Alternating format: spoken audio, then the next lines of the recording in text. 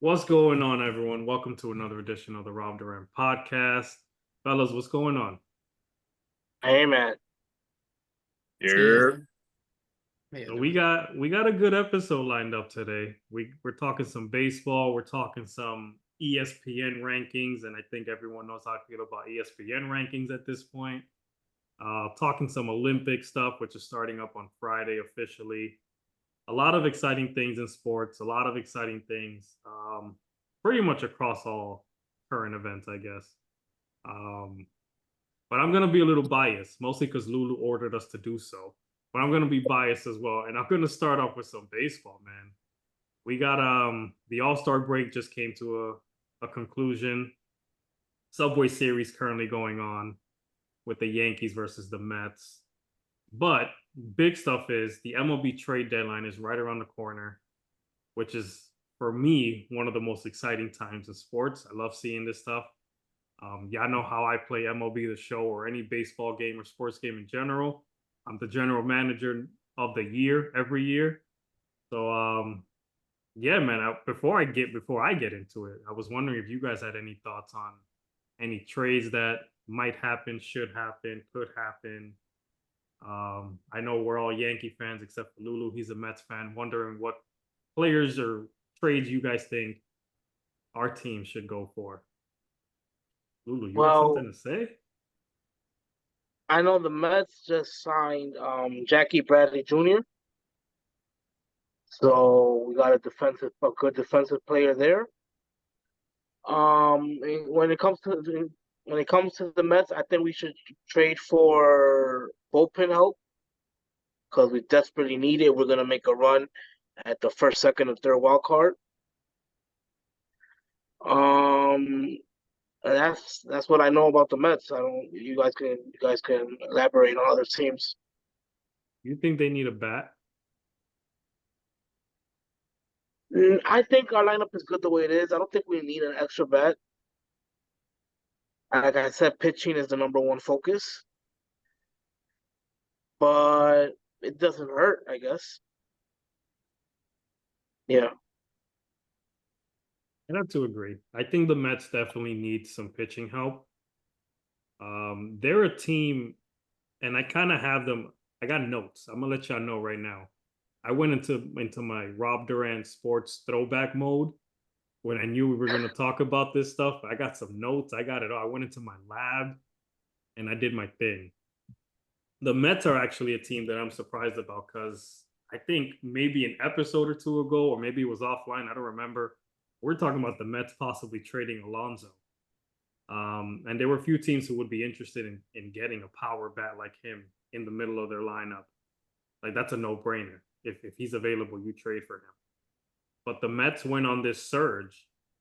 They're in the playoff hunt, like Lulu mentioned, and now they're in a position where instead of trading pieces away, they may be looking to add some pieces and go for it. Why not try to compete? And with these expanded playoffs and the three wildcard spots, the Mets are in a position where I think they can trade for some pitching.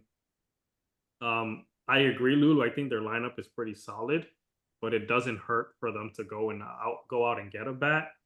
One of the things that I'm looking at with the Mets is why not do both? Why not call a team like the White Sox and just kind of gauge the interest on a Lewis Robert, for example, who's an elite player, good defender in center field, good bat, young dude under control, and even a Crochet, who's a solid pitcher right now with the White Sox. Why not a 2-for-1 kind of deal? I think that'll be a solid move for the Mets, kind of put them over the top and go for that playoff push. Yeah, that sounds good actually, yeah. I know you like that.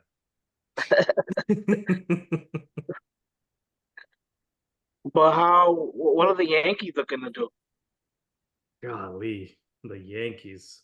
First, the Yankees need to get healthy. I think that's the most important thing with them. I think the loss of Giancarlo Stanton was a lot bigger than a lot of people want to admit. Because I think what Big G did this year, he kind of fit into the role of a designated hitter. He was just mashing the ball. That's all he was doing. He didn't care about anything else except hitting the ball hard and over the fence. He was doing a great job doing so before he got injured. So I think the moment he went down, all that protection for Judge and Soto was gone because nobody else after them was hitting. I mean, they had J.D. Davis today hitting after Judge. Judge got walked 3 times in his first 3 at-bats. I'm not going to face Judge if I got J.D. Davis hitting behind him. Absolutely not. But you got Giancarlo Stanton behind him. That's a whole different story. Now you got to pitch to Judge because you don't want to face Big G. But for the Yankees, it's very similar. I think that's a team that needs bullpen help. They don't have many strikeout guys in that bullpen at all. And I don't know where they're going to get the strikeout guys specifically, but they also need whether it's a third baseman or a second baseman, somebody, because DJ LeMahieu is a shell of himself. Gleyber Torres has not been the same hitter this year at all, which is disappointing because he's one of my favorite players on that team.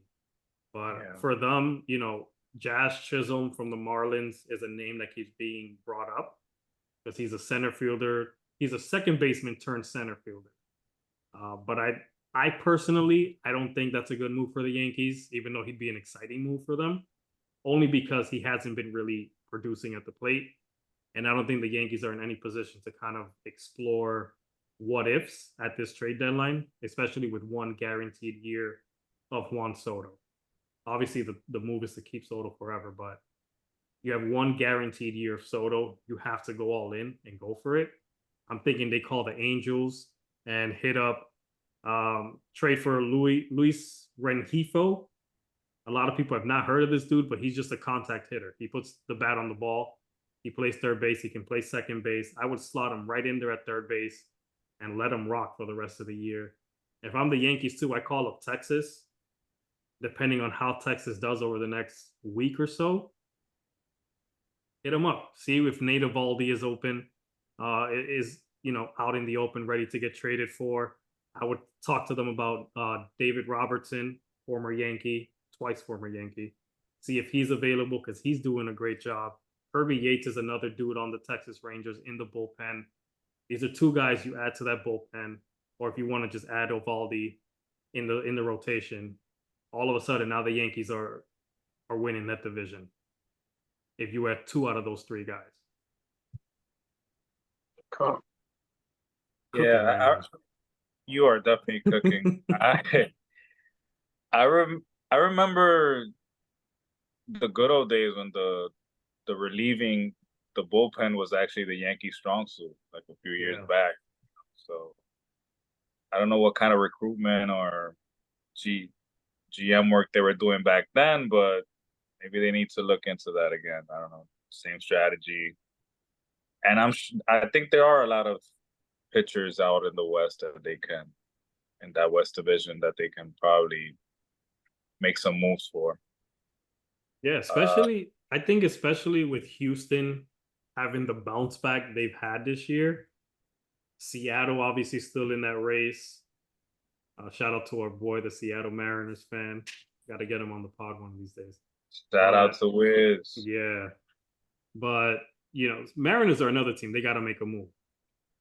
Because you can't let Houston come up to your house and stomp all over you and just take the division from you like that. But they have to make moves. But back to the Yankees point, yeah, the way they constructed the bullpen this year was kind of weird.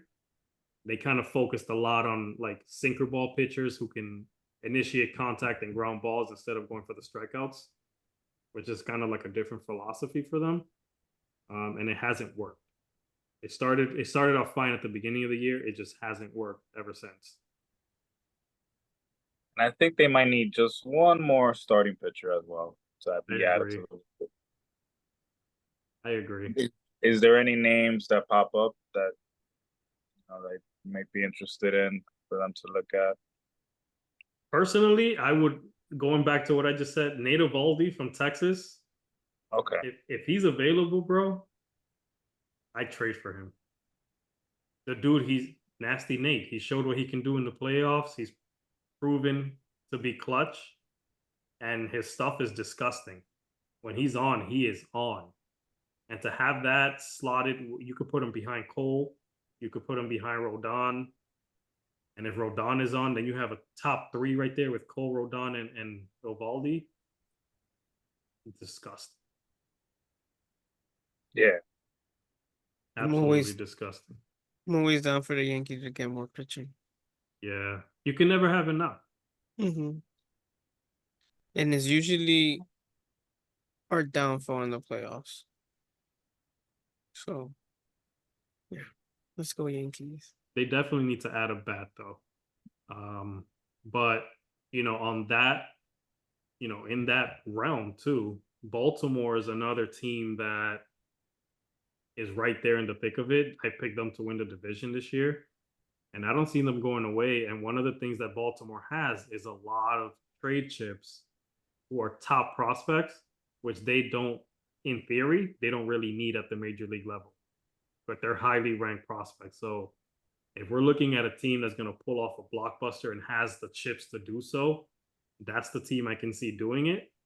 And I think again, this is just me off the dome. I think they call the Tigers and they trade for Tariq's Screwball, who probably is the best pitcher in baseball right now, at least in the American League. Why not?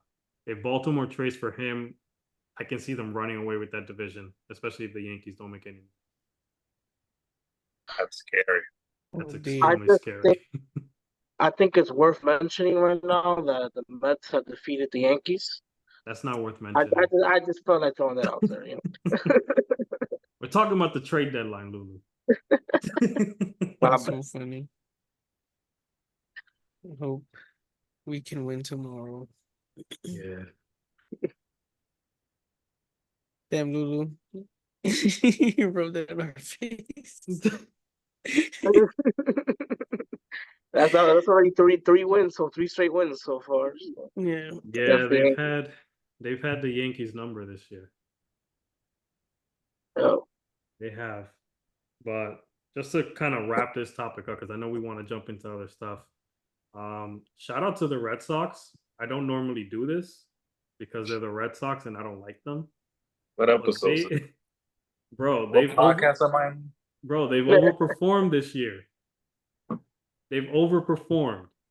And that's a team, I have them as like the surprise team that will buy at the deadline. Yeah. I could see them maybe not making like a crazy big move. I don't think they have much to trade away to get some big names, but I could see them adding a few pieces here and there that kind of put them over that hump and keep them in the playoff race.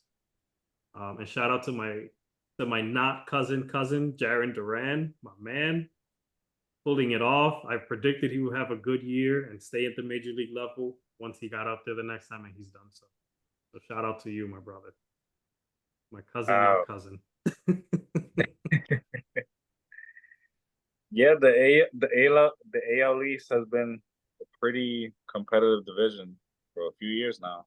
It has, and it's interesting too, because I could be here all day, but even a team like the Blue Jays, I could see them trading dudes away, man. They've done so many different variations of their roster over the last few years, and none of it has worked. And now they're literally in last place, last I checked. So they have guys like Bo Bichette, who I think is a possibility to get moved. A team looking for a shortstop or a good infielder, that's a target. Vlad Jr. is another one. I don't think they trade him, but everyone is had for the right price kind of thing. So if somebody comes in and says, yo, I need this bat, this DH/first baseman. Here's my top 5 prospect and somebody else and whatever. Why not trade them? Mm-hmm. So we may see some surprise names get moved. We may see some surprise moves. Some teams that, like the freaking Royals, who are in the thick of it as well, maybe trade for a person that gets them over the hump as well. I don't know. It's going to be I think it's going to be a very busy trade deadline. I'm excited for it. But we'll see. I just hope the Yankees make some good moves. Me too. Specifically in the bullpen for sure. Yeah, definitely. Let's go Yankees. Cashman, call Texas. Call Texas. Yeah,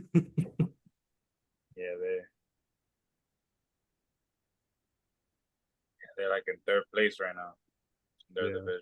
So now's the time. This is it. Depending on how things roll this week, I think a lot like even the Cubs.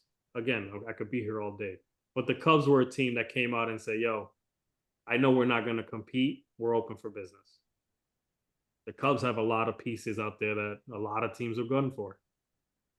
So I guess we'll see. Yeah. Just hope we make some moves in general. Wake it up.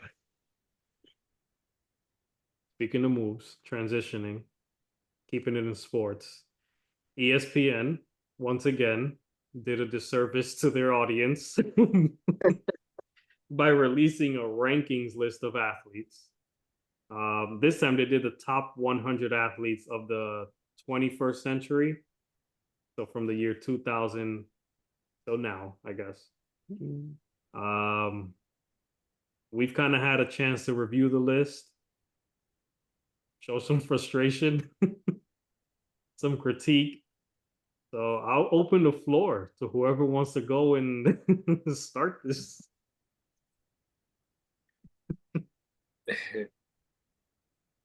All right, so one of the first things that jumped out to me was, first of all, Michael Phelps being ranked number one. I'm mad at it. I think that swimming is probably one of the top, if not the top sport that requires cardiovascular strength. So, I wasn't mad at that. And the records speak for himself. 23-time Olympic gold medalist, 28-time medalist. Like, that's just amazing. Michael Phelps definitely wired deeply in my upbringing. Serena Williams at 2. I mean, her dominance speaks for itself as well. And that's another sport that requires a lot of physical toll on the body. Lionel Messi, number 3. I mean, I don't got to say anything else. LeBron James. I mean, come on, LeBron James. Tom Brady. I mean, he probably plays the toughest position in any sport, which is the quarterback position, especially team sports. Roger Federer at 6, Simone Biles. Tiger Woods at 8. Like, that's where I was like, wait a minute. Right. So how are we ranking these players? Because, yes, he had his dominance in his own respective sport. But I'm looking at the rest of this list, and I don't know. I mean, golf, to me, it is a sport. But when we're talking about the greatest athletes, like athletic ability, does golf, and no disrespect to golfers, no disrespect. I love golfing. It's very therapeutic. But like, how are they basing these rankings off? Like, what makes Tiger Woods be ranked over Usain Bolt? What are your thoughts? Am I reading too much into this, or is this? I don't know. I guess these ESPN things, you can't always be always 100% happy. I think it's because of more of who he is, more than just with the sport that he plays, which is why he was ranked as number 8. But I understand what you're saying. Doesn't take much physical. Not that it doesn't take much. It's not a sport like you said. It's not a sport as competitive, I guess, as the other sports. But then again, it is. I don't know. It's a slippery slope here. I think what you're I don't trying want to say the say, wrong thing. yeah, no, I think where you're trying to get at is not as physically demanding as like a football or even like swimming, where it's like, I think that's kind of where you're trying to get at. Yes, Yeah. that's exactly where I'm trying to get to. as well. Mm. Exactly. That's my whole issue with, but I know that it requires a lot of skill. I know all of that. It's just, I don't know. It just looks funny to me. That's all. It just looks strange to see. I wonder if they base it off of not maybe just like accomplishments. Maybe they should have named it like the top accomplished athletes or the something like that, as opposed to Yeah. just the top 100 athletes. Mhm. I get that, but it's like, what makes Michael Phelps' accomplishments greater than, I don't know, Simone Biles Tom or Brady's. Tom Brady? I'm trying to think of individual sports, even Serena Yeah. Williams. Like that's what I'm trying to get at. Like, it's like, okay, where do you draw the line? Is where I'm not following them too much. I guess bet it I'm was reading really, too much in the order things. That's all. I bet it was really difficult for them to put that list together, having to take everything into consideration. The more I look at it, the top 9 have a lot of accomplishments in their sports. Like, so Phelps has 23 Olympic gold medals, which is like one of the most ever, right? Serena Williams has 23 major championships, which is like the most ever, second most ever. Lionel Messi, 10-time champion, and more than that. I'm not even gonna go down the list because there's a lot. LeBron James, 20-time All-Star, right? He's been to 10 finals and he's won 4. And then Tom Brady, he's won 7 championships. The greatest quarterback ever. And then Roger Federer is a 20-time major champion. Simone Biles, 7-time Olympic medalist, and like they're crazy accomplishments. Then Tiger Woods, 13 major wins. Like that's a lot. Usain Bolt, 8-time Olympic gold medalist, also record holder for a whole bunch of stuff. And then Kobe, which his the 5-time champion, also like crazy statistics. So like when I started looking at this list, it's like, okay, so these guys were like winners for their sports. Like they were like I think they were like the best of their sport or whatever. Cause I hear you. Like, what the heck is making Tiger Woods better than Usain Bolt? Like that Usain Bolt running is more impressive to me than you hitting golf clubs, I guess. I don't know. So that's my take on it. Like I'm looking at it, I'm like, it has to be that they won. Like they won at their sport. They were champions for the most part, or they got there. And because after that, like I don't know none of these people in tennis that come after really, or soccer. So sorry. Yeah. What do you guys think of Patrick Mahomes as the second NFL player on the list after Brady? Since 2000, he's won I'm 3 not, Super Bowls. I think it's well deserved. Yeah, I'm not mad at it. I'm not mad at it. He's already a 3-time Super Bowl champion, Yeah. Yeah. a 2-time NFL MVP, 3-time Super Bowl MVP. Like already, he's already accomplished this, and he's well renowned as the best quarterback in the league for a few years now. Mm-hmm. So I'm not mad at him being the second NFL player listed here. And as I mentioned before, the quarterback position, Mm-hmm. probably the hardest position in team sports. Yeah. You could You would possibly have him. I don't know. I haven't looked at Peyton Manning's stats. Peyton Manning is the third QB on the list, fourth football player. Aaron Donald is the one in between Yeah. Mahomes and Manning. Yeah, okay with Manning being under Mahomes. Low Again, key, I don't yeah. know Peyton Manning's stats from 2000 on, so I'd have to look at that to see. But I'm I mean, wondering. he retired a lot earlier than Drew Brees and Tom Brady. So at the time he retired, I think he was like top 5 in passing yards. But he retired so early because of neck injury that the rest of his guys like just stat padded for many years. Um, if this list would have came out maybe 10 years ago, Peyton Manning would have been way higher. Um, But yeah, I'm not mad at him being 26. And Mahomes being higher. Mahomes definitely has more rings. Manning, what he meant to the game though, was like incredible, but he ain't win. Like from what I noticed from the top 10, like he didn't win like that. Like he won what, 1 or 2 rings, and the second one he literally didn't really win. It was his Yeah, defense. he was carrying. Yeah. Yeah, he got carried. Yeah, so it's like, his career impressive, but it wasn't Mahomes impressive at this point. Because Mahomes could have had easily be at 6 already if it wasn't for Brady twice and Joe Burrows. Because Brady beat him in the AFC game and beat him in the Super Bowl, I think, right? For Tampa. He The beat him in Brady the Buccaneers. beat Super Brady Bowl. beat him in the Super Bowl. Yeah. Yeah, the Bucks, yeah. So, and then Joe Burrows beat him that other year.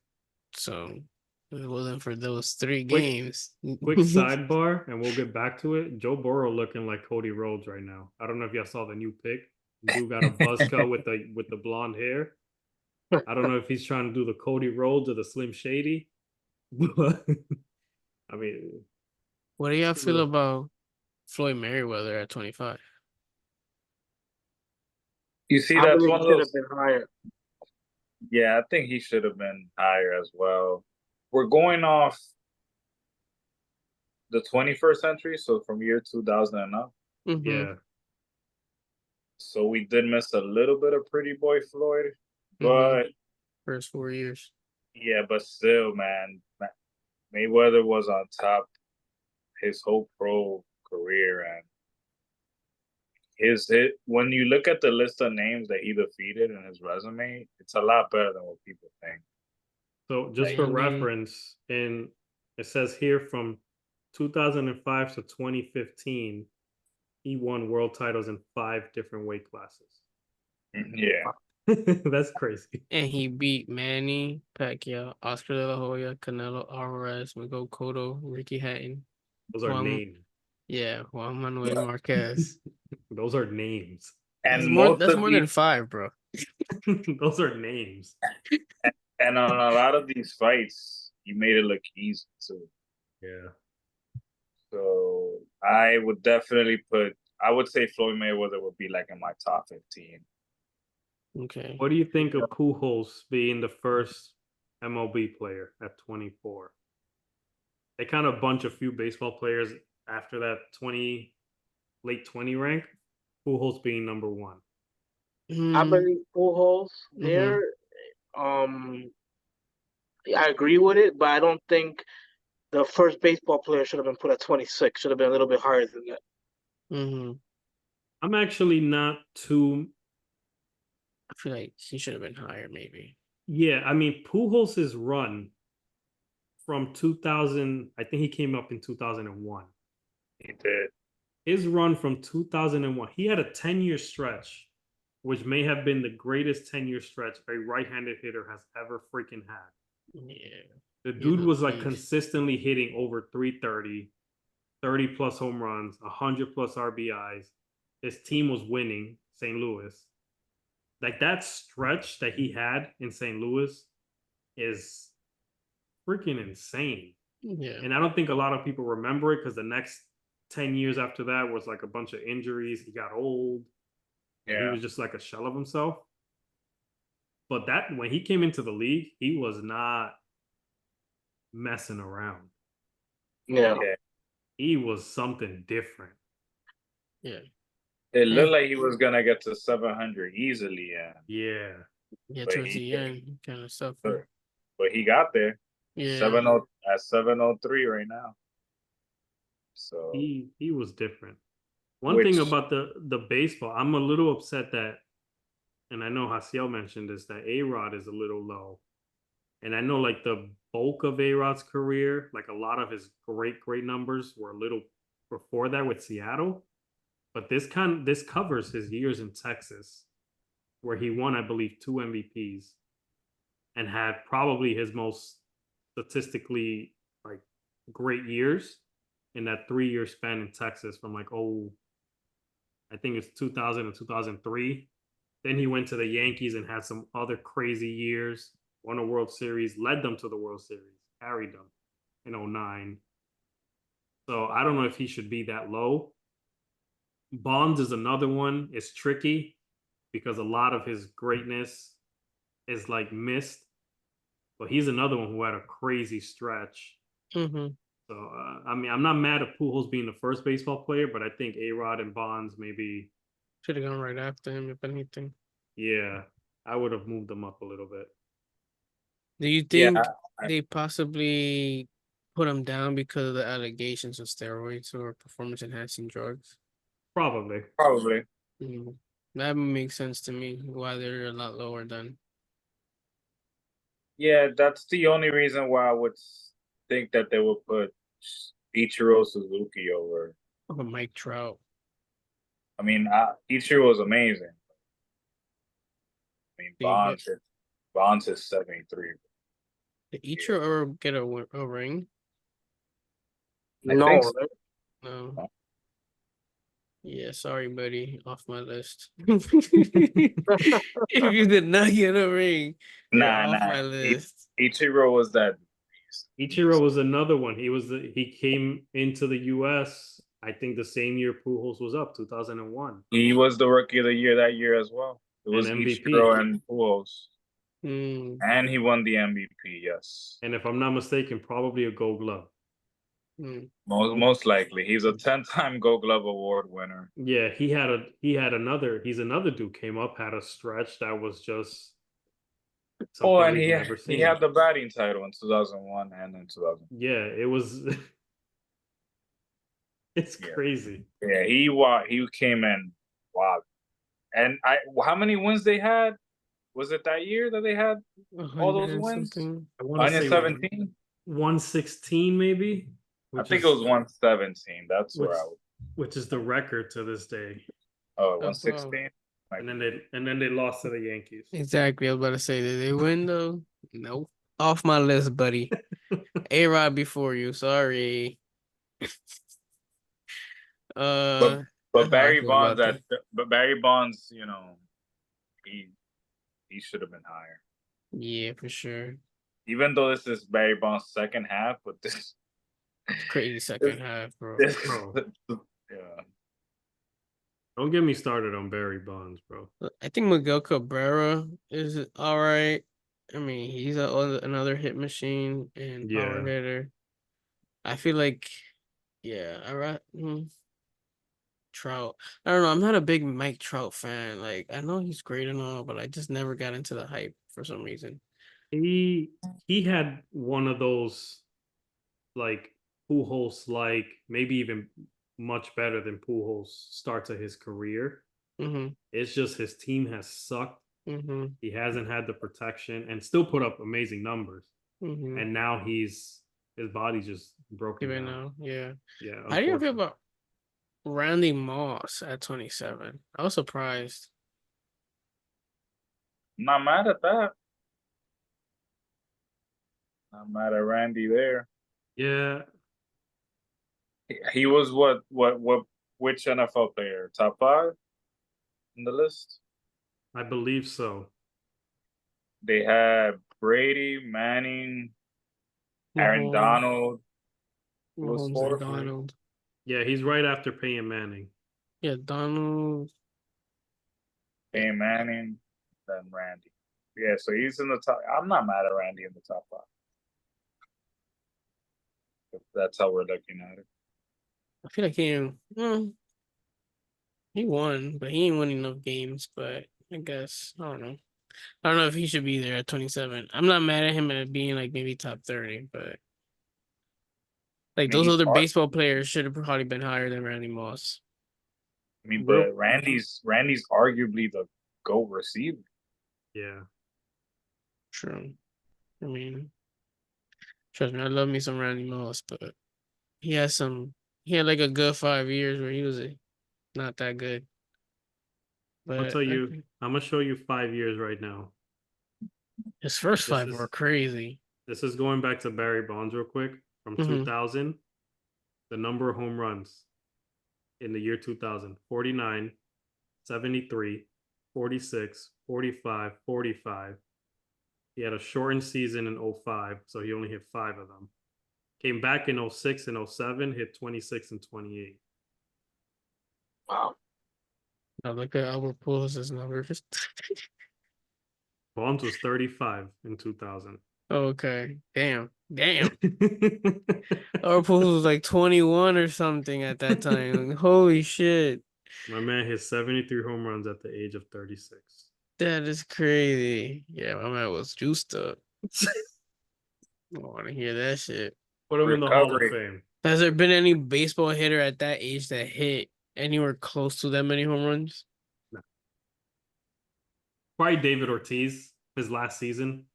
I think David Ortiz had a really good last season. Yeah, he went off.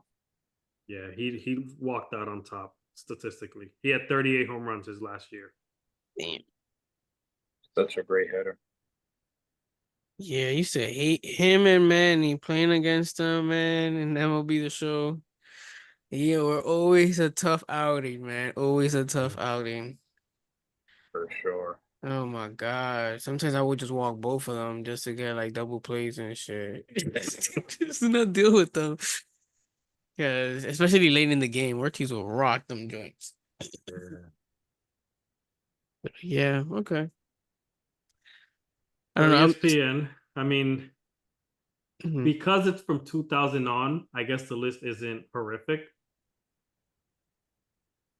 I think if it was overall, like no years associated or maybe a longer period of time, I probably wouldn't even be talking about the list because I'd be so disgusted by it. But That is a fact. which ESPN has done plenty of times. Oh, for sure. Yeah, I think I sent one to you guys on Instagram recently. I don't even remember what it was, but I was disgusted by it. And I didn't even want to talk about it. They did my boy Aaron Rodgers dirty at 91. Mm-hmm. NFL ranked him recently, I think, out of the top 100 for this year at like 90 something, by the way. Aaron Rodgers? Aaron Rodgers. Damn, they disrespecting the boy. That's fine. That's fine. Yo, he's gonna come up with vengeance. I mean, he was out last year, so Yeah. I'm not too mad at it. Kind of can't even rank him at this point. Number 92 out of 100 this year. Yeah. Last year, for reference, he was ranked at 51. Oh, shit. That's still kind of bad. Yeah, For now. Mm-hmm. Well, we'll see. Aaron Rodgers, if you're listening, I tagged you on that post. I know what you're going to do for my Jets this year. That's all It's gonna be a revenge. It's gonna be a revenge tour. If he's healthy. Yeah. That division's gonna be tough though. It's not easy. It's not a cakewalk. You got the Bills, the Dolphins. I don't know. The Bills might Patriots. fall off a little bit this year. Yeah, I mean, I think the games will be competitive. Yeah, they'll still be good. They got Josh Allen. Is still good. He's gonna be on his Cam Newton flow. He just can't play mid.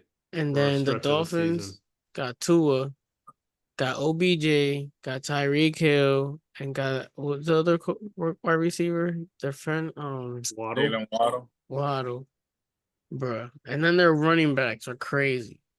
Like that offense is gonna be wild. Tua looking fit. Not gonna lie, he came in looking fit. Bruh, it's gonna be a scary offense. I don't know if he changed his diet or he jumped on that Ozempic train that everyone in Hollywood is jumping on, but he's in good shape. He's in great shape. Yeah, I heard Michael Rubin talk about that. Ozempic and something else that's like better than Ozempic. And he lost like 50 pounds in weight using that stuff. I'm like, damn, man. Crazy. I feel like people should try it though. I don't know. Look at the side effects. Yeah. Suicidal thoughts and all that stuff, probably. Anywho, sorry. Went deep and dark. What else? Switching gears real quick. Mm-hmm. The Olympics starting up on Friday, man. Like Captain America. LeBron America, right? Holding the flag. What's up with that? That's dope.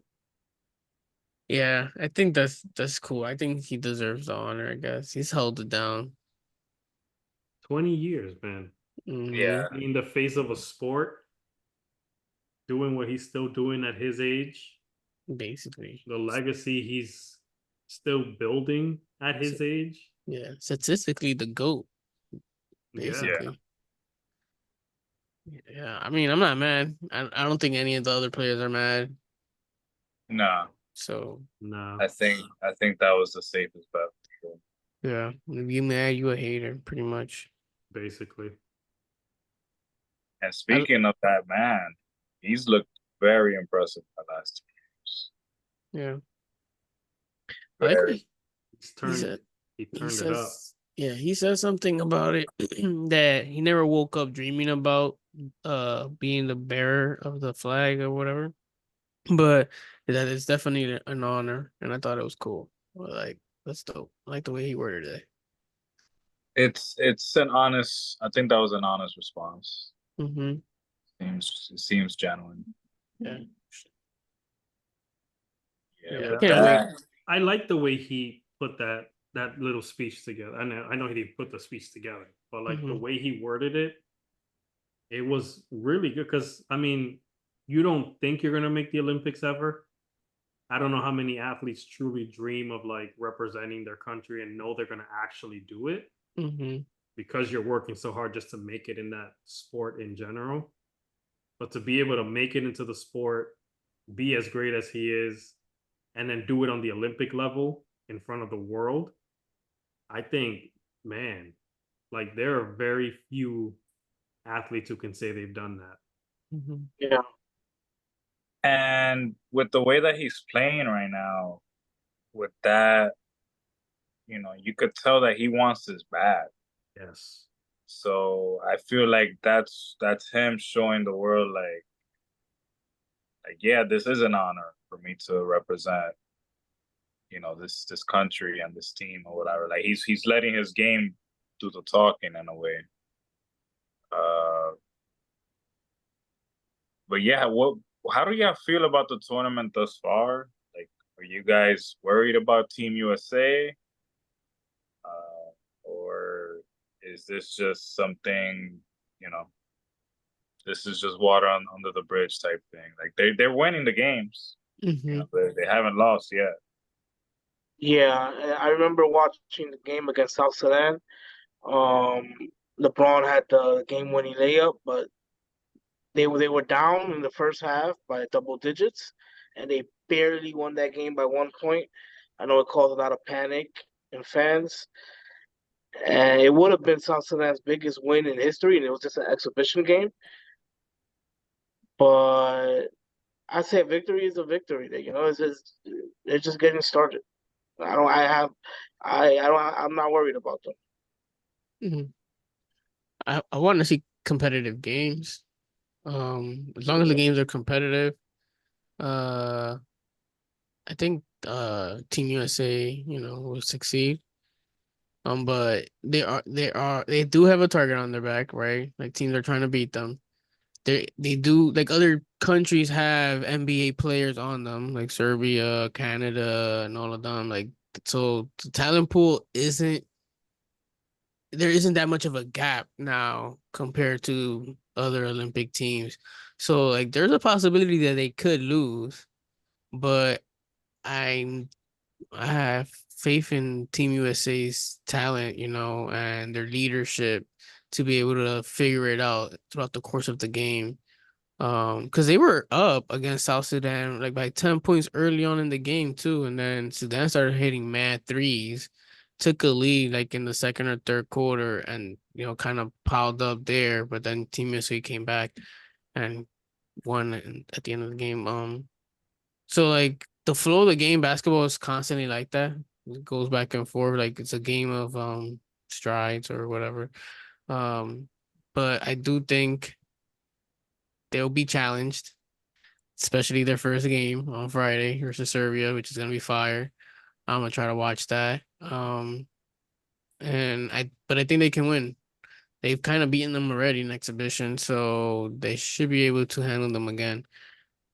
And then from there, we'll see how it goes. Like I think they can bring home the gold. They just got to put in the work.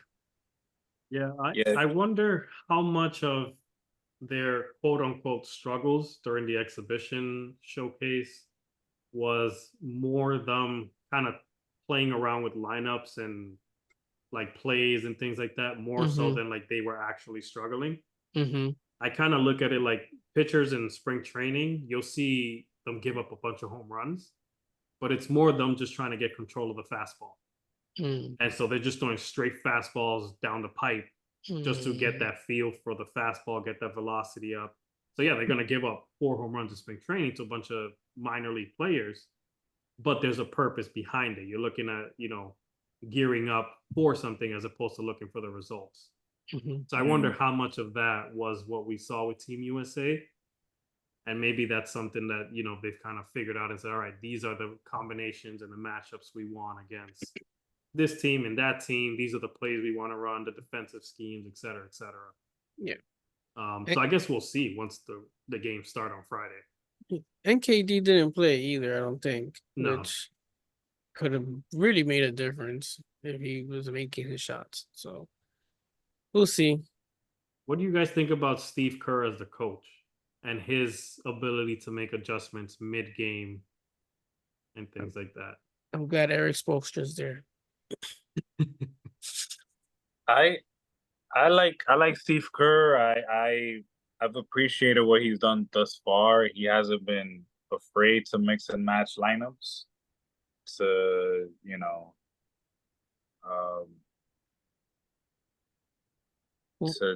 to just try different things, and kudos to the players for, I don't know how smooth the process is, but it looks like they're all in unison and they're focused on the same goal, because, you have Anthony Edwards, AD,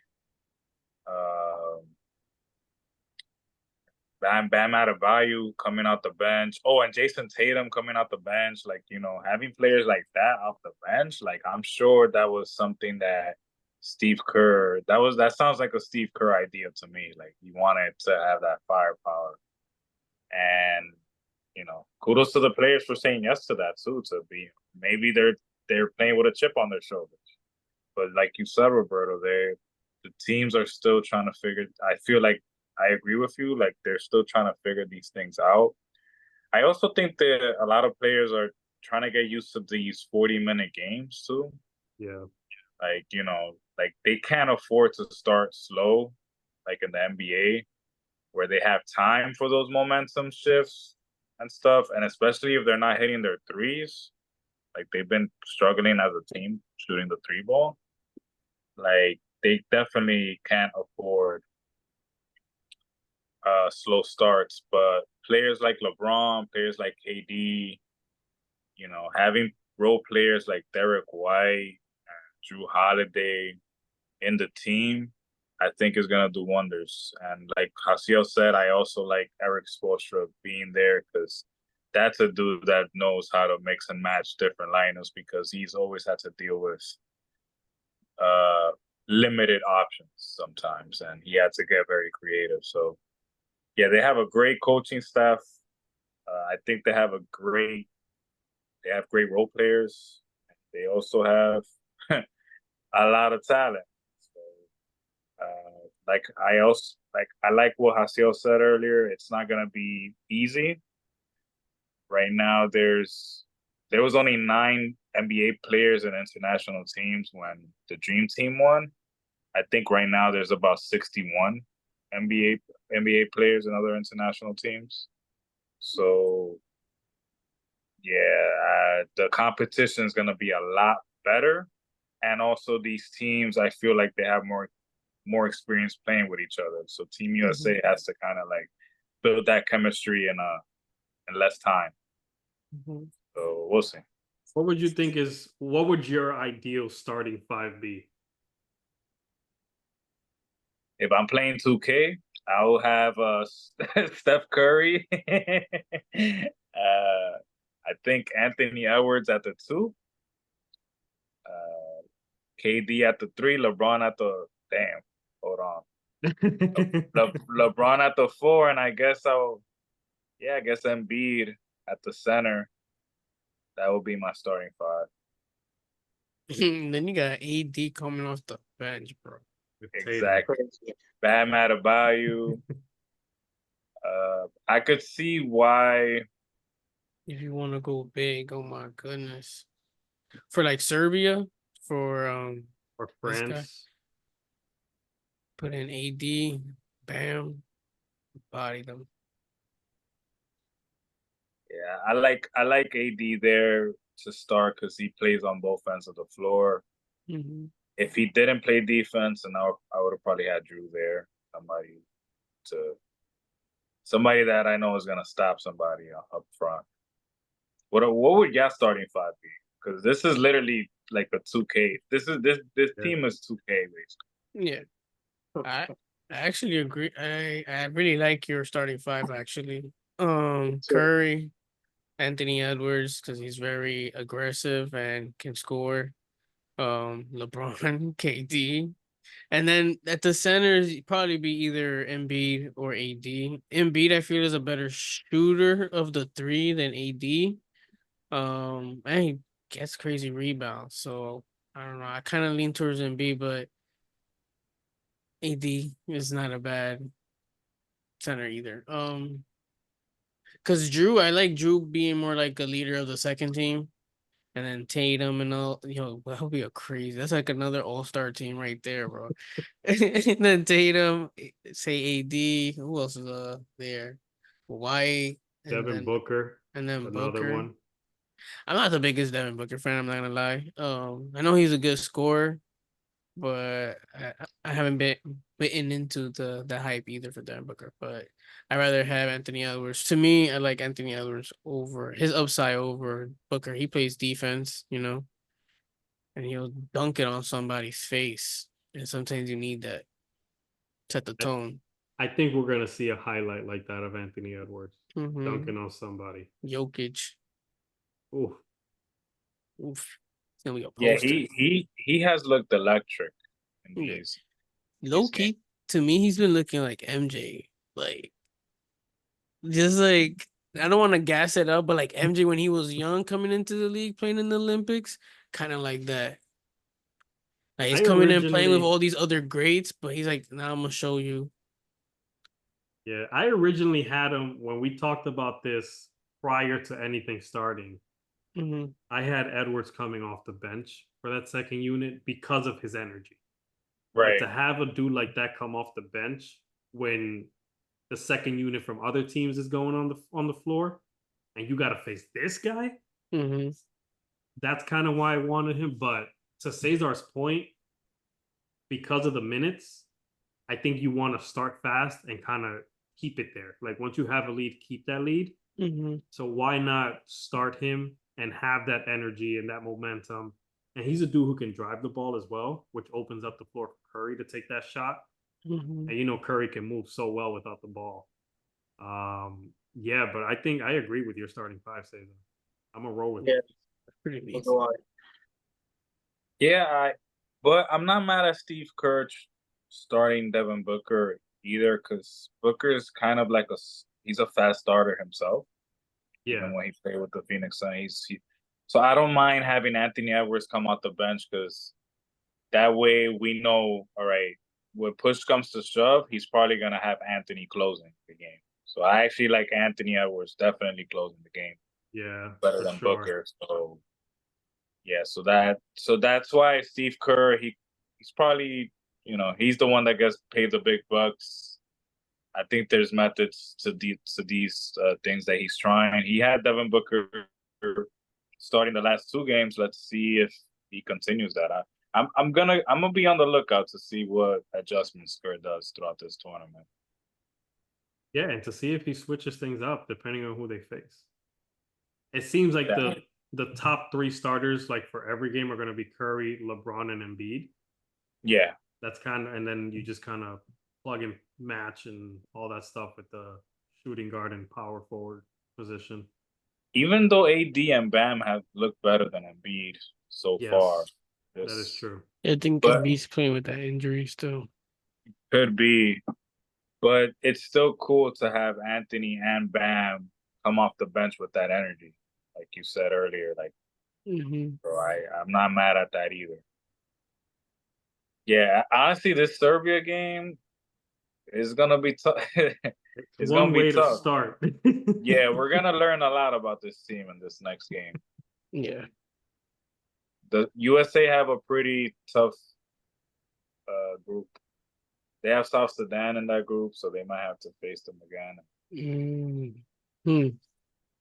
We'll see how that goes. But the Olympics, this should be the most competitive Olympics we've ever seen. Excited. Can't wait. Me too. And if USA loses, yes, they deserve criticism, but they deserve all the credit that they win. Because this is not gonna be easy. Yeah, I don't think they're not walking over anybody. Good luck to them. USA. Yo, do we want to talk about assassination? Did we talk about that? The attempted, the last episode, yeah. Okay, my bad. You had anything else to say about it, or was it?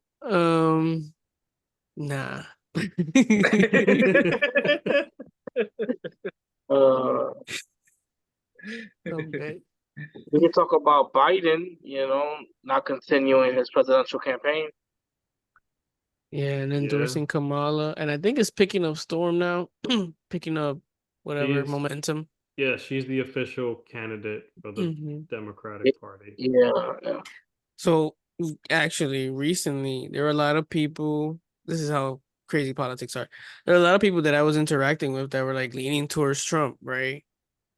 And now that Kamala's like the official representative for the Democratic Party, there's a lot of like women now kind of like switching back like to her because she's a woman and all that other stuff. Because they're like, Trump is trying to give police full immunity to do stuff, ban abortions and all that stuff. So it's like, I see their perspective and I get it. I'm like, okay.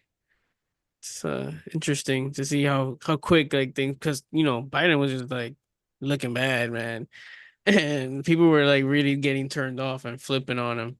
So it's kind of interesting to see now that it's Kamala. They're like, okay, maybe we should be hopeful. Let's see how it goes. Yeah, that's all I gotta say about that. Let's see how it goes.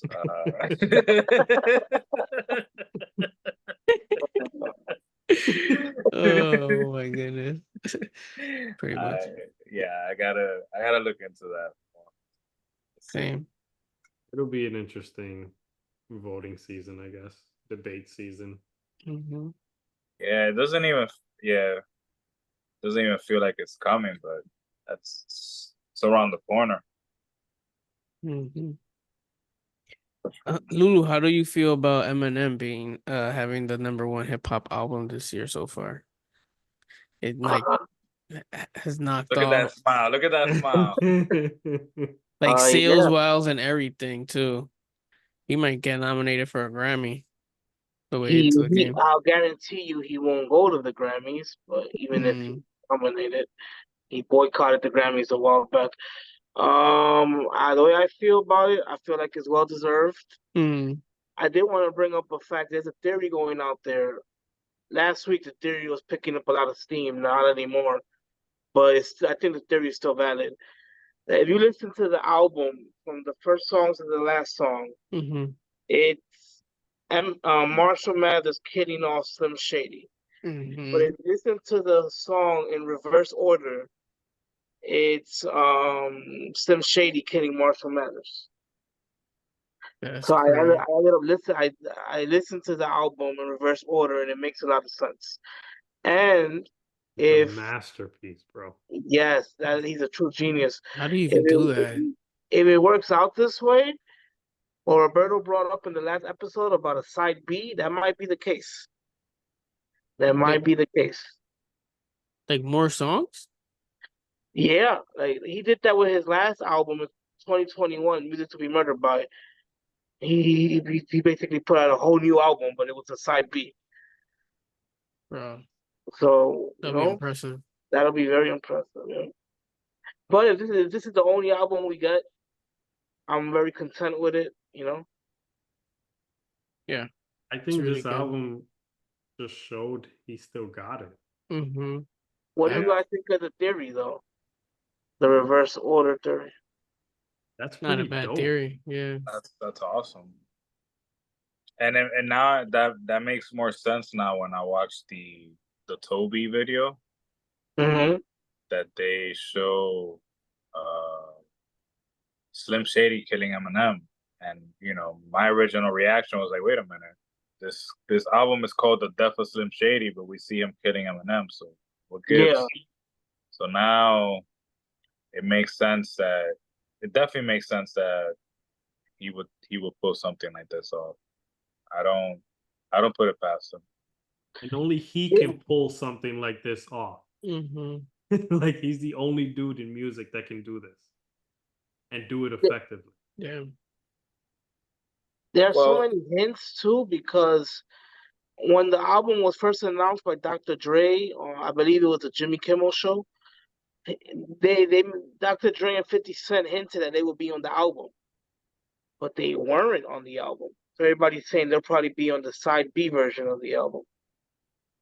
You're right. Yeah. I can't wait. Whoever, I don't know who came up with the whole reverse order theory, but whoever did is like, they're a genius themselves. I'm gonna say it was you. I can't say that. Like, it wasn't me.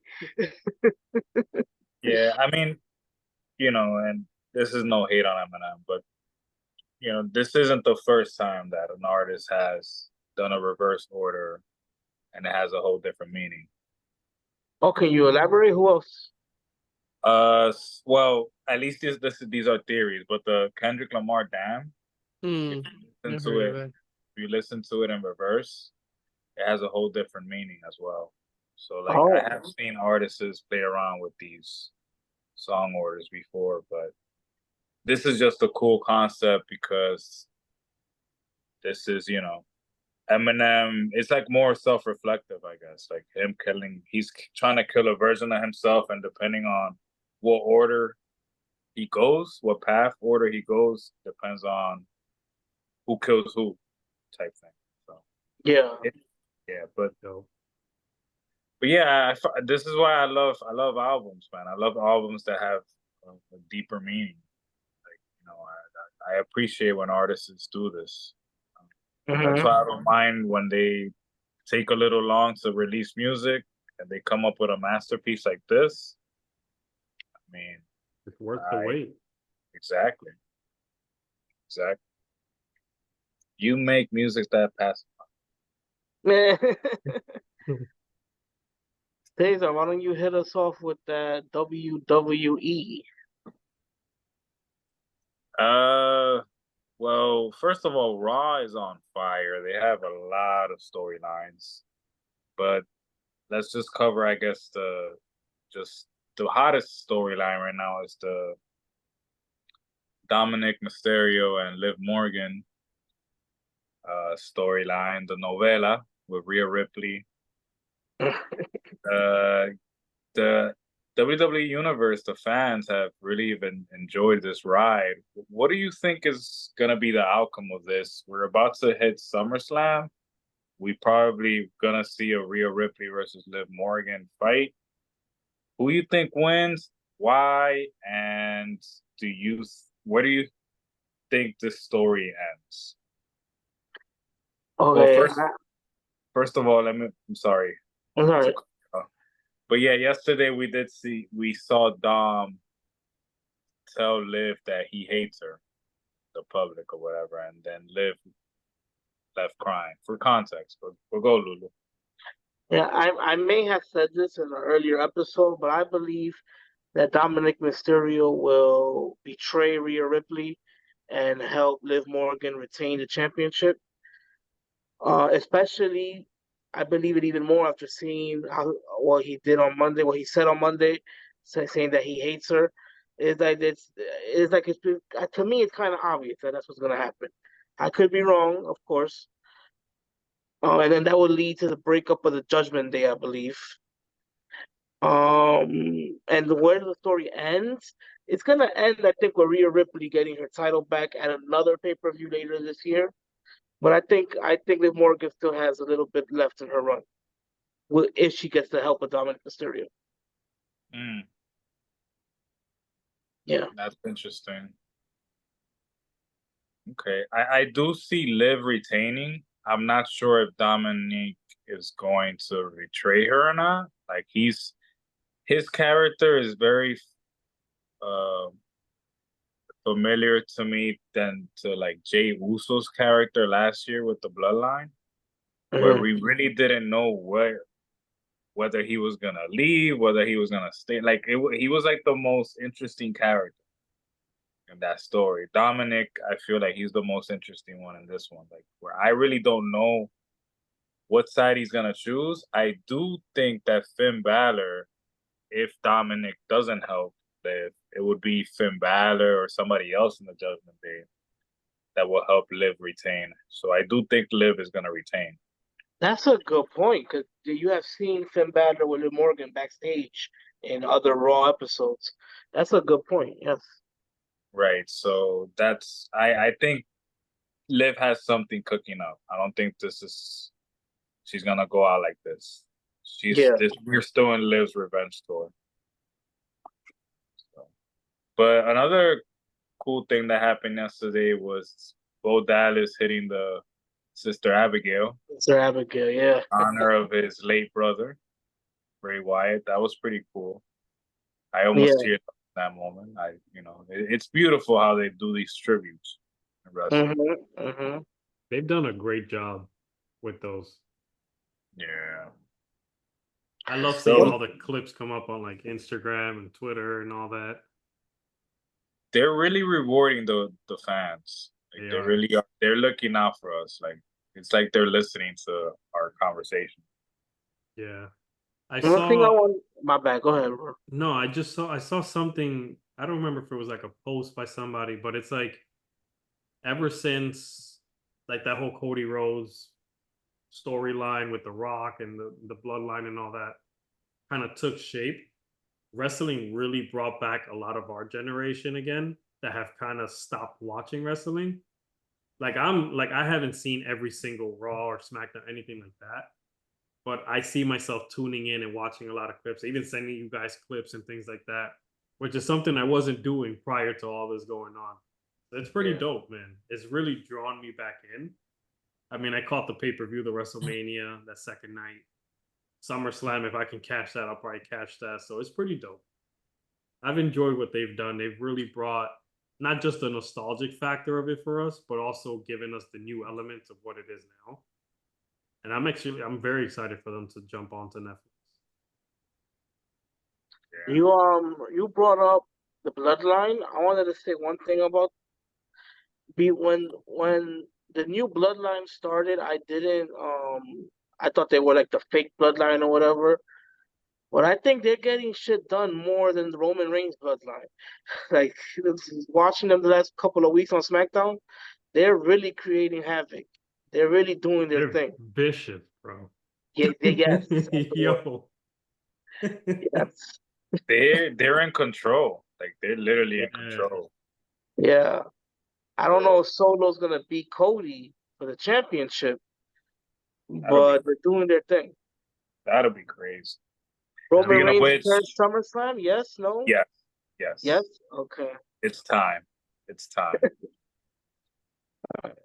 Or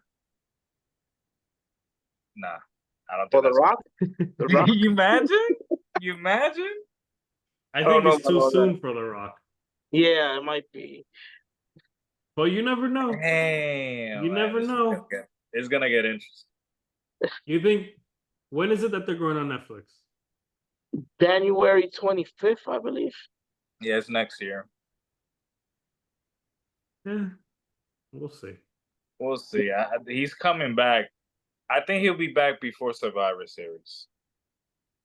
Or he might just show up on that first episode on Netflix, like Roberto says. That's what that's what I was hinting at. Maybe like That's true. to kind of kick off that Netflix. Yeah. Ooh.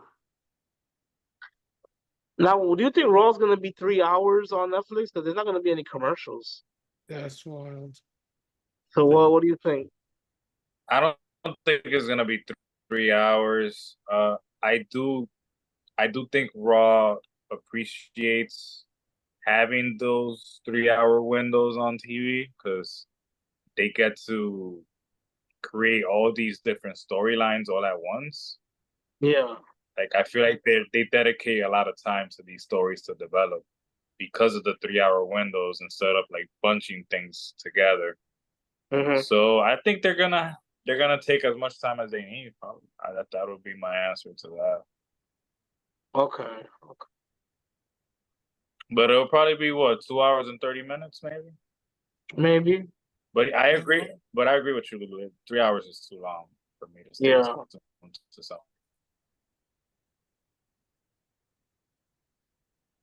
But shout out to WWE. Yes. Some people do some tables. Can I get your opinion on something, you guys? I was watching this video the other day about the best wrestling games of all time. And I was glad to see that a lot of people think a game that I used to play for Nintendo 64, they think that that's the best game of all time. And I used to play that a lot. It's called WWF No Mercy. Yeah, a lot of people have that as number one. Yeah, but that's my number two. My number one is WWE SmackDown Here Comes the Pain.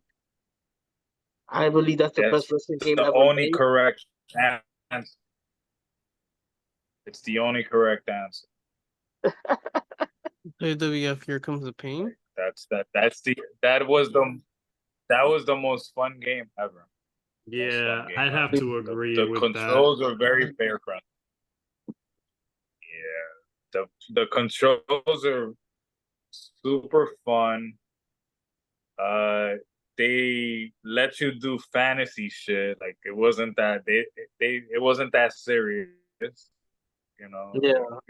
It was cool. The story mode was dope. That was the best game in my opinion. Wrestling game. Yeah. I used to play one. I just don't remember which one was the name of it, but I used to love playing wrestling games. They were so much fun. Like then we would put like Royal Rumbles and like anything goes and get like hammers from under the ring and start bopping people on the top of their head and just free for all. It would just be mayhem, man. It's just mad fun. And then if you're playing with your boys, like you have multiple characters on and you start beating each other up, team up on people. Good times. I know what game you're talking about because I had it, but I don't remember the name. Yeah. It was like one where you could create your own character too and kind of tailor them to. You could take their specialty moves from other players and put it on your character. I remember when you wanted to do another player's finisher, you had to waste 2 of your specials just to do the other player's finisher. That was Here Comes the Pain, yeah. Yeah. Did any of y'all play Raw 2 for Xbox? I played a little bit with my friend because he had an Xbox, but I never had an Xbox. So that was the funniest wrestling game I ever played in my life. Man, you could shoot somebody, they wouldn't bleed. Damn. That's so wild. And if you were playing story mode, you best not get into a relationship, man. Your ass was getting jumped every segment, bro. Every segment it was on site. That's funny. Poor guy. Oh man, that was fun. That was a fun game. Good time. Did I mention earlier that the Mets beat the Yankees, or am I just rubbing it in now? All right, so I think that's all the time we have today, guys. Have a good one. Before we do like Skip Bayless and bounce, yeah. I do want to give a shout out to Lulu because his birthday just passed. Thank you. Happy birthday, my brother. I'm gonna give you a shout out because your birthday's coming up, and so is yours, Osio. Oh, thank you. Appreciate it. Thank you. Yeah, but happy birthday, Lulu. Thank you, I Yes. appreciate it. I'm in my 40s now. Yeah. Are you really? Yeah. Holy Nah, hell. I'm not in my 40s. Damn. He's almost there. He's almost there. Okay. Age gracefully, my brother. Yeah. Yes, It's a thank good you. thing. This is your year, brother. This is your year. For sure. So let's discuss this Skip Bayless news. Skip Bayless, he's gone. Well, he's gonna be gone. I'm not sure when his last episode is, but Yeah. apparently he's leaving, retiring, He should got retire. fired from FS1. Not sure exactly what the wording is. Mm-hmm. But just quick thoughts on Skip Bayless. I guess his quote unquote, Okay. I don't want to say legacy, but I Um, guess I'll, career. I'll start. I used to love Skip Bayless on Cold Pizza on ESPN, and eventually became First Take. Like I used to miss school, I cut class to watch these debate shows. um, and then when Stephen A came on, the popularity blew up even more. At that time, I enjoyed watching Skip Bayless. When he moved over to Undisputed with Shannon Sharp, man, that shit was hilarious. Mostly because of Sharp's reactions to Skip Bayless more than Skip Bayless Yeah. himself. But Skip also gave us like a lot of iconic moments of just like his idolizing of Tom Brady and the Cowboys. Tim But yeah, I Tebow. think he did a lot for debate shows in general and media. I think he should kind of bow out gracefully and retire because after Shannon Sharp left that show, it kind of just went down. Um, Yes. they couldn't really replace the chemistry that they had. So, I kind of seen his podcast too on YouTube when he would upload, and it wasn't that engaging. It was like the same stuff, just him talking down to the consumer. And yeah, I think I'm good on Skip Bayless from now on. So, kudos to him and what he did and his legacy.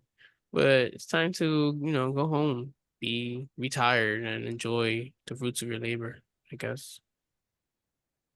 Yeah, I would say similar. He kind of opened the door, and Stephen A has admitted this. Like, if it wasn't for Skip, he probably wouldn't be where he is today because he gave him that opportunity. Um, I just remember, like you, Haseo, him being on Cold Pizza, and then Stephen A being a guest. And every time Stephen A was a guest, and he would go back and forth with Skip, it was must-watch TV for me. And then once Stephen A became a regular, it was like, oh, this is dope. And I enjoyed it, but I think it with Skip, it just kind of got old, and it was like very repetitive. Like it was always Mhm. the Cowboys and him drinking his Mountain Dew and hating on LeBron for anything and everything. Like it just kind of got old after a while. I think he got his ego took a huge boost when he got that money from FS1, and I think he took Shannon Sharp for granted. I don't know if he thought like he was running the show by himself and kind of carrying it. But Mhm. now we see that Shannon Sharp played a huge role in the success of Undisputed, which has translated now to ESPN with First Take and the success that's continuing to have, continuing to be the number one sports debate show, I guess. Mhm. Um, but yeah, I mean, he gave us some good memories, some good, I guess, clips and things like that. But yeah, the same thing. I think it just got too old too fast. Um, so happy retirement if that's what's happening.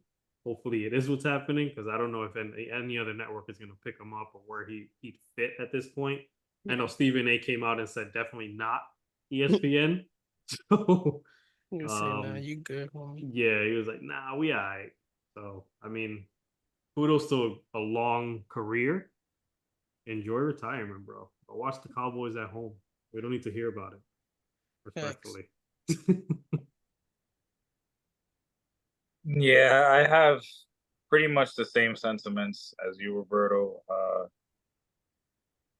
Skip was one of those first dudes that I was kind of dumbfounded by the takes that he used to make. Because I would see a LeBron game where I think that he will go off, And then this dude would be like, yeah, but he missed those 2 free throws with 5 minutes left in the game. And you know, like he would just have like takes like that all the time. And he was just a professional troll. You know, I feel like he made trolling. I don't know if he's like one of those pioneers in trolling, but he made trolling cool after a while. But like you said, Roberto, it got old. It got old after a while. It's like, all right, we get it. It was funny at first, but now it's like, that's it. Like, I've outgrown this already. But yeah, Skip has done a lot for the media world, the sports media world. He's helped out a couple of people. But like you said, Roberto, sometimes I feel like his ego did get in the way, at least in the latter part of his career. But Skip back in the day, Cold Pizza, and then early First Take, I feel like that was my favorite. Yeah. That was my favorite version of Skip and the First Take show in general. I agree with all you guys. I remember I used to watch Skip Bayless, Shannon Sharp on Undisputed a lot. That was the first time I ever heard of Skip Bayless. And I used to watch it every morning religiously. I did enjoy the times they would have Lil Wayne on the show because it seemed like Skip Bayless and Lil Wayne are like good friends. And one thing I did notice about Skip Bayless, every Friday episode, he would wear a nice black suit. So that's how I remember him in a nice black suit. That's it. Gotcha. I feel like they did a lot of cringy stuff too on Undisputed. Did. I think that's why it became very cringe. He became very cringe. For sure. In general. Yeah. So yeah, just, and if you didn't retire, homie, numbers show that your show sucks, so get up out of here. Give us some money back. Whatever. I don't know. Can't feel no sympathy for after how he treated Shannon, Yeah, I agree. So fans, if you guys want to shop the merchandise, we will put out merchandise one day, maybe not now. That'll be dope. Bro, people only gonna buy merchandise if it has your face on it. You're the star of the show. I am not the star of the show. I think that's been established. When we post clips of just Lulu, we get the most amount of views. You posted a clip of Just Sada the other day, and that was awesome. So it was, but it didn't get as much views as your clip. You know why? I gotta be honest here. It got the views. It wasn't because of me. It was because I was discussing Eminem. Eminem is responsible for those views. This guy is good. On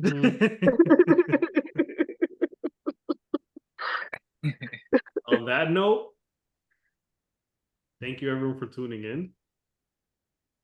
Lulu, happy birthday, my brother. Appreciate it. Birthday, Lulu. Everyone, please make sure to like, subscribe. We'll have more Lulu content, I promise. Continue to like, share, and subscribe. Sure. Have a good night, y'all. Peace. Thank you, everyone. Thank you. Thank you.